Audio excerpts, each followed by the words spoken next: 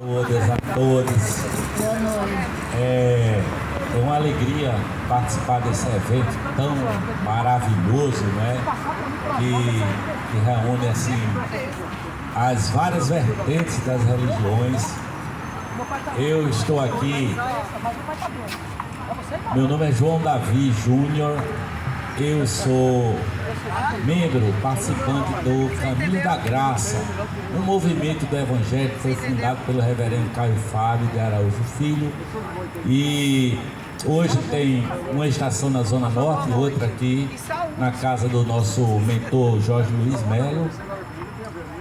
E a nossa atuação enquanto membros, participantes do Caminho da Graça, me parece que passa muito pela questão dessa inclusão social, não é? Da assistência social. Nós temos um projeto chamado Onde Te Vimos com Fome. Já tivemos um trabalho chamado SOS Religar na Paraíba, na cidade de Tuparetama.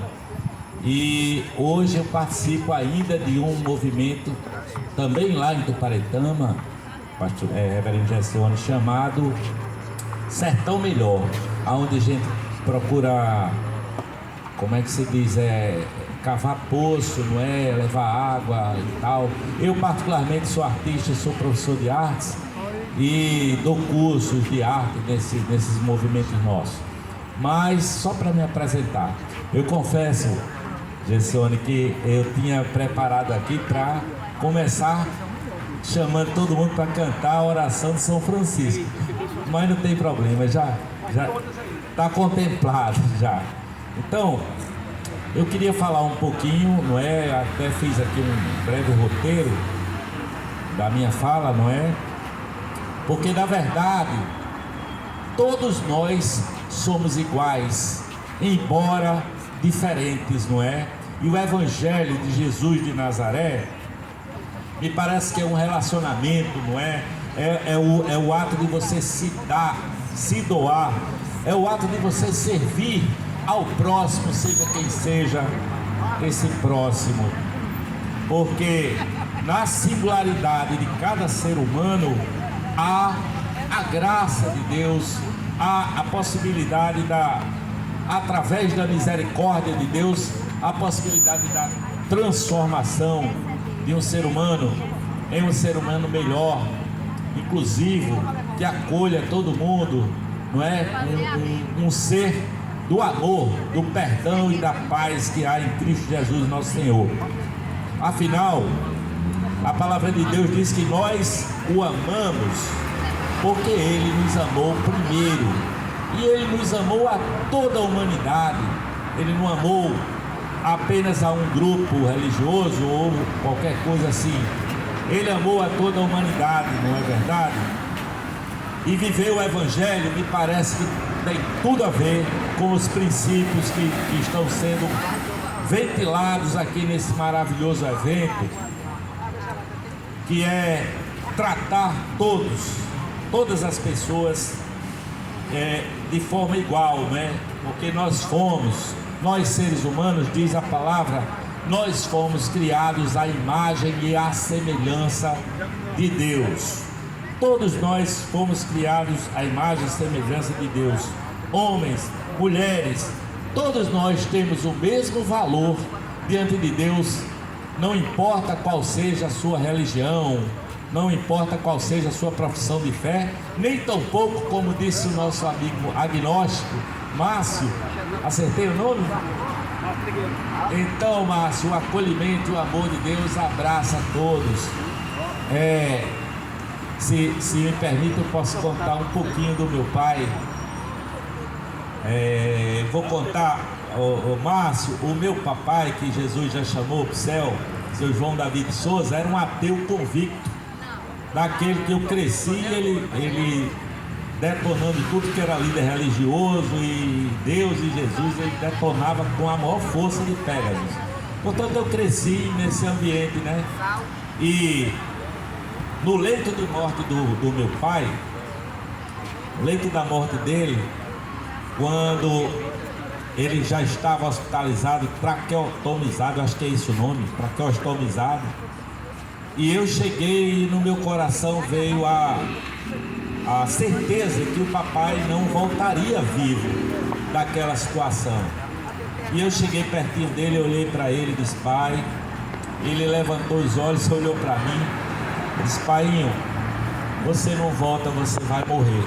E ele arregalou os olhos, porque ele tinha um medo danado de morrer. E quase que o olho dele sai do rosto, sabe? Tão arregalado que ficou. E eu comecei a falar para ele: pai, você passou a vida sem crer no amor de Deus, na graça de Jesus, mas ele crê em ti, ele te ama, pai, e está na porta do céu te esperando. Vai com Deus, pai, que eu na minha hora certa de ir, eu irei ao teu encontro. E as lágrimas começaram a rolar no rosto do meu pai, de uma forma que começou com 1, 2, 3 lágrimas, e daqui a pouco era uma cachoeira de lágrimas, e 2 dias depois ele partiu completamente em paz. Portanto, o amor de Cristo alcança qualquer um, até o ateu, que era meu velho pai João Davi de Souza.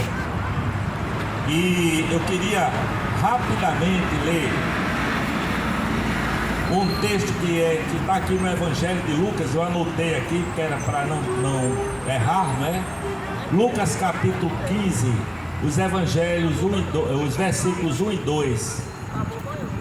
E diz assim, olha: e chegaram-se a ele, a Jesus Cristo de Nazaré, todos os publicanos e pecadores, para o ouvir. E os fariseus e escribas murmuravam, dizendo: este recebe pecadores e come com eles. E aí, Jesus conta as parábolas da ovelha e da dracma perdidas, e a história, a parábola do filho pródigo. Eu acredito que vocês conhecem, não é? Essas parábolas. Por que ele coloca essa questão para os escribas e fariseus?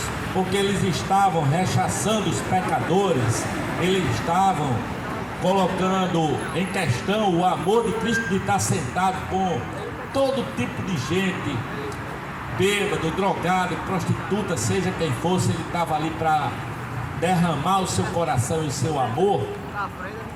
E os religiosos, chamados escribas e fariseus, estavam recriminando esse fato de Jesus acolher todo mundo, não é? Então Jesus recebe a todo mundo, os indignos, os pecadores, todos nós, na verdade, seja quem sejamos nós, somos pecadores e de alguma forma estamos destituídos dessa glória de Deus, porque diante dele todos nós somos iguais e ele nos ama desse jeito. Aqui em Marcos capítulo 5 há o relato de um dia na vida de Jesus Cristo de Nazaré. Um dia na vida de Jesus.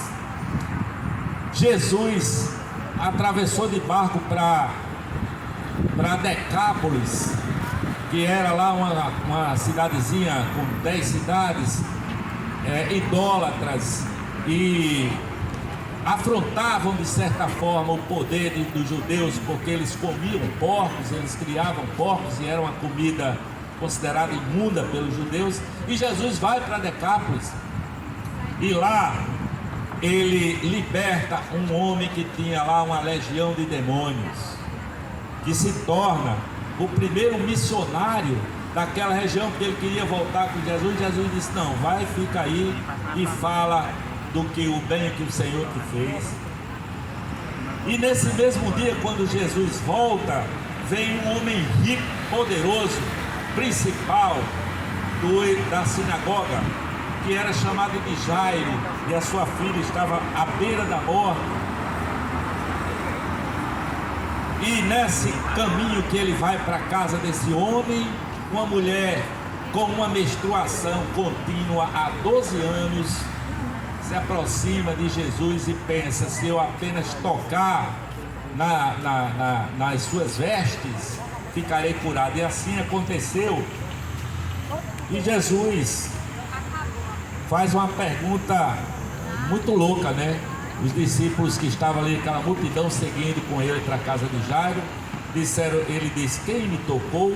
E a mulher fica por ali, mas como, Senhor? Tanta gente está te tocando. Alguém me tocou com fé, porque de mim saiu o poder.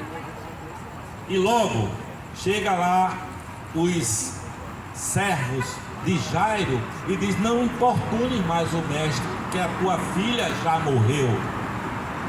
Tua filha já morreu. E Jesus diz: Jairo, não temas, crê somente. E vai na casa de Jairo e ressuscita a menina. Por quê? Porque todos nós somos amados por Deus.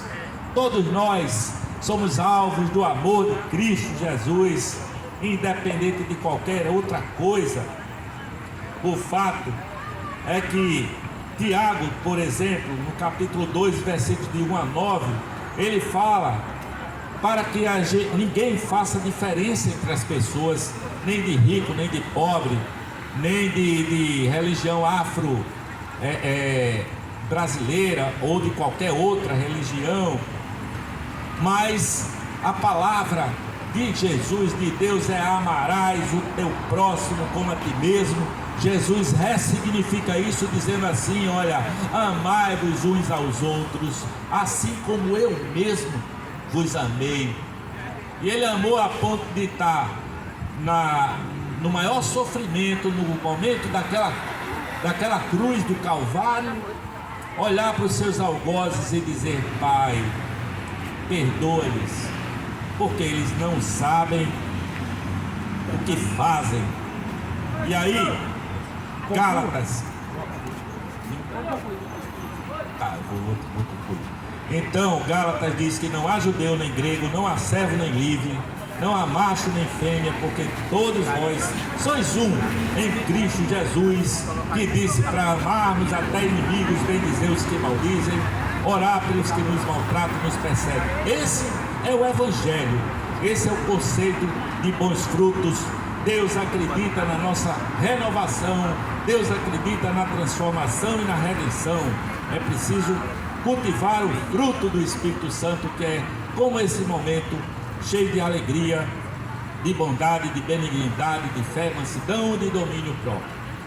Muito obrigado, reverendo.